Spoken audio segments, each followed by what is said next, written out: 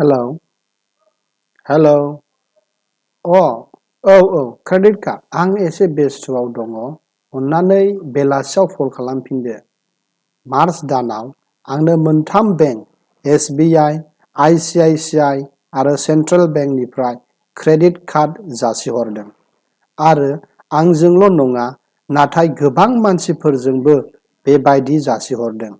Credit कार्डनि सोमोन्दै बे भिडिअ'खौ बानायनायनि गिबि जाहोना जाबाय जोंनि ओनसोलनि मानसिफोरनि थाखाय क्रेडिट कार्ड बाहायनाया गोदान।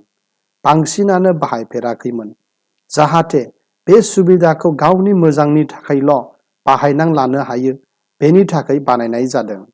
अब्ला जोबजासिम नायलांदो। आसा खालामो बे भिडिअ'आ गुन गोनां जागोन। गिबियाव क्रेडिट कार्डआ मा? क्रेडिट कार्डआ जाबाय इनस्टेन्ट लन लानाय, माने नांगौब्लानो बाहायनो हानाय बेंकनि थाखा। क्रेडिट कार्डखौ बाहायोब्ला जोंनि एकाउन्टनिफ्राय फैसाया दानख' जाया। नाथाय डेबिट कार्ड, जेखौ जों ATM बुङो, बे जाबाय जोंनि एकाउन्टआव फैसा थानायखौ दिहुननाय एबा बाहायनाय। नैथियाव, क्रेडिट कार्डखौ बयनोबो होयो नामा? नङा, क्रेडिट कार्डखौ बयनोबो होआ। बेंकफ्रा गावसोरनि कास्टमारफोरनि फाइनेन्सियेल स्टेटासखौ मोजाङै मोनथियो। फाइनेन्सियेल स्टेटास बुङोब्ला बेंकआव फैसा बेसेबां डिप'जिट खालामो एबा जमा खालामो, बेसेबां बख'यो, लन लानाय दङना गैया, बायदि बायदि। आरो बे गासै खारिखौ बुथुमना मोनसे रिपर्ट खालामो जायखौ क्रेडिट रिपर्ट एबा क्रेडिट स्कर बुङो। जाय कास्टमारफोरनि क्रेडिट स्करा मोजां बिसोरनोसो बेंकआ क्रेडिट कार्ड जासिहरो। आरो कास्टमारना साख्रि एबा गिदिर बिजनेस थानांगौ बे नङा, नाथाय सासे स्टुडेन्टनोबो जासिहरनो हागौ आरो बेनि थाखाय पेरेन्टसफोरा हुसियार जानांगौ। दानिया क्रेडिट कार्ड बाहायोब्ला माखौ गोसोआव लाखिनां हुसियार थानांगौ। सेथियाव, बाहायलाबायनाय आखल। जुदि नोंथाङा जेखौ गोसो जायो बेखौनो बायो, अब्ला हुसियार था। पकेटआव फैसा गैयाब्लाबो क्रेडिट कार्डखौ लानानै दुगा जानांगौ आरो बिदिजों नोंनि खरसा गोबां बारायलांगोन। नैथियाव, डेब्ट इस्युज। हम ल'नआ 8%, कार ल'नआ 10%, पार्सनाल ल'नआ 12%, नाथाय क्रेडिट कार्डनि इन्ट्रेस्ट रेटआ 24 निफ्राय 42% सिम।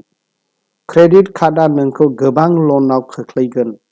नों 50 सानसिम इन्ट्रेस्ट फ्रि बाहायनो हायो, नाथाय जुदि बेनि गेजेरावनो होफिननो हाया, सानसेल' लेटब्लानो बे सानसेनिल' इन्ट्रेस्ट हमा, नाथाय नों जेब्ला बाहायदोंमोन बै दिननिफ्रायनो इन्ट्रेस्ट होबोनांगोन।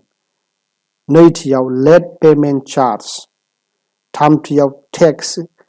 इन्ट्रेस्टनि सायाव 18% GST। No interest free period for new transaction, माने सिगांनि फैसाखौ होफिनैनि सिगां जुदि क्रेडिट कार्ड बाहायबावोब्ला बाहायजेननाय दिननिफ्रायनो इन्ट्रेस्ट हमगोन। केश उइथड्रवाल। जुदि क्रेडिट कार्डजों फैसा बख'यो ATM फोराव, अब्ला नोङो बै दिननिफ्रायनो इन्ट्रेस्ट होनांगोन। थामथियाव, केन स्पइल क्रेडिट स्कर। क्रेडिट स्करआ 3 बिसान थानाय अनजिमा। बेयो 300 निफ्राय 900 सिम थायो। बे क्रेडिट स्करखौ लानानै banks, credit card company, insurance कम्पानिफ्रा नोंनो क्रेडिट एबा लन होजायो ना होजाया बेखौ नायो। आरो बेल' नङा, नोंनि इन्ट्रेस्ट रेटआबो खम बेसि जायो। अब्ला जेब्लायबो क्रेडिट कार्ड बिलखौ टाइमआव होफिनथार, जाहाथे क्रेडिट स्करआ मोजाङै थायो। दानिया जुदि क्रेडिट कार्डआ गाज्रिथारब्ला एबा गिथावनाब्ला मानोथो गोबां मानसियानो लायो? औ, क्रेडिट कार्डआ गोबां सुबिदा होयो, बेनि थाखायसो मानसिफोरा लायो। नाथाय दायित्व गोनां बाहायनांगौ। फै अब्ला क्रेडिट कार्डनि सुबिदाफोरखौ बुजिनानै लानो। बेनिफिट्स। क्रेडिट कार्डआ गोबां बेनिफिट्स होयो, जेरै reward points, hotel booking, train booking, bus booking, flight booking, petrol सोनाय बेफोराव बाहायोब्ला रिवार्ड पइन्टस मोनो जेखौ जों फैसायाव कनभार्ट खालामनानै विथड्रबो खालामनो हायो।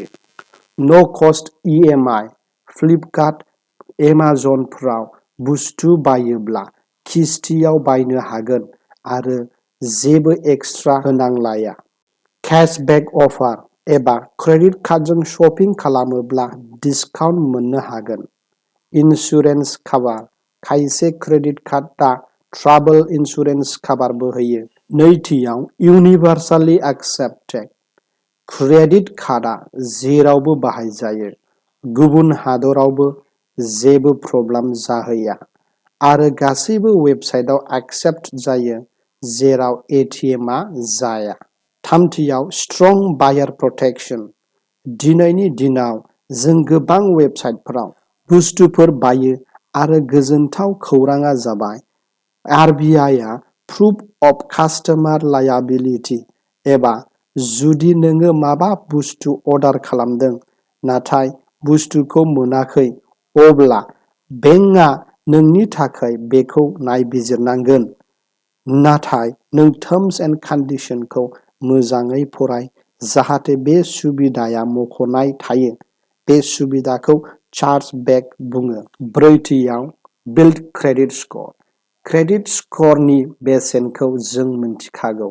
क्रेडिट स्करखौ बांहोनोब्ला क्रेडिट कार्डआ मोनसे गिदिरसिन आगजु।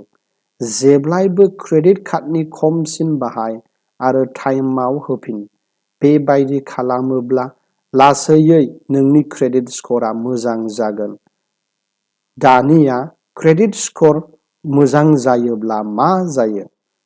सेथियाव नोंनि इन्सुरेन्सनि प्रिमियामफोरा मोजां जागोन एबा खम प्रिमियामावनो इन्सुरेन्स मोनगोन। नैथियाव लननि इन्ट्रेस्टफ्राबो खम जागोन एबा खम इन्ट्रेस्ट रेटआव नोङो लन मोननो हागोन। अब्ला क्रेडिट कार्डखौ बाहायोब्ला जेब्लाबो बेखौ गोसोआव ला। नों जेसेबां होफिननो हायो बेखौल' बाहाय। क्रेडिट कार्डखौ क्रेडिट स्करनि थाखायसो लायो साननानै ला। नैथियाव अट' डेबिट, टाइम जाब्लानो जाहाथे एकाउन्टनिफ्राय फैसा क्रेडिट कार्डनि थाखाय दानो बेखौ खालामनांला। थामथियाव मोननैनि बांसिन क्रेडिट कार्ड लानाङा। ब्रैथियाव क्रेडिट कार्डनि सोमोन्दै मोनथिनांला। बेनि benefits, annual charges, hidden charges, interest rates आरो टार्म्स एन्ड कन्डिशन्सखौ मोजाङै फराय। आसा खालामो नोंनि क्रेडिट कार्ड बाहायनायाव बे बाथ्राफोरा खामानियाव होगोन। बेबादि गियान लानो थाखाय फोसाव चेनेलखौ लाइक आरो साबस्क्राइब खालामदो। लोगो मोनबावगोन गोदान मोनसे भिडिअजों।